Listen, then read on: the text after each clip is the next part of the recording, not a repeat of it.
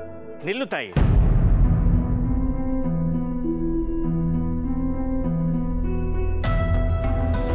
ಚಿಲ್ಲರೆ ಇಲ್ಲ ಸ್ವಾಮಿ.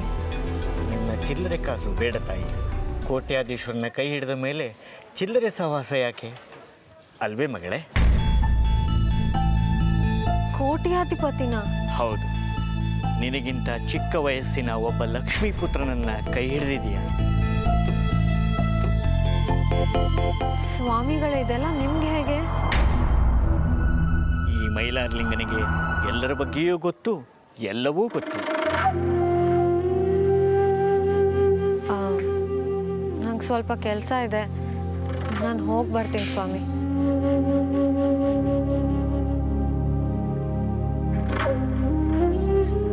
ನಿಂತ್ಕೋ ತಾಯಿ.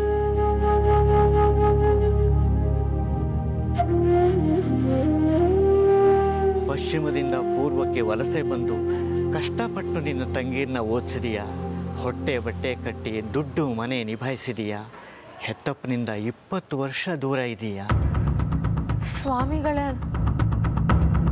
ಎಲ್ಲ ಸುಖವಾಗಿರ್ಬೋದು ಅಂತ ಮನೆಯವರ ಕಟ್ಟುಪಾಡಿಗೆ ಗಂಟು ಬಿದ್ದು ನಿನಗಿಂತ ಚಿಕ್ಕ ವಯಸ್ಸಿನ ಹುಡುಗನ್ನ ಮದುವೆಯಾದರೂ ನಿನ್ನ ಸಂಸಾರದಲ್ಲಿ ಆಗಾಗ ಸಮಸ್ಯೆ ಕಾಡ್ತಾ ಇದೆ.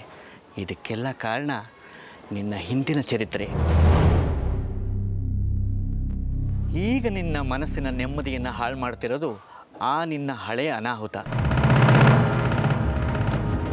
ದೊಡ್ಡ ಮನುಷ್ಯನ್ನ ನಂಬದೆ, ಪ್ರೀತಿಸದೆ, ಕೊನೆಗೆ ನಿನ್ನನ್ನೇ ನೀನು ಅರ್ಪಿಸ್ಕೊಂಡೆ, ಮೋಸ ಹೋದೆ. ಅದರ ಪ್ರತಿಫಲ ಗರ್ಭಿಣಿಯಾದೆ. ಕೊನೆಗೆ ಮದುವೆಗೆ ಮುಂಚೆನೇ ಒಂದು ಮಗುವಿನ ತಾಯಿನೂ ಆದೆ.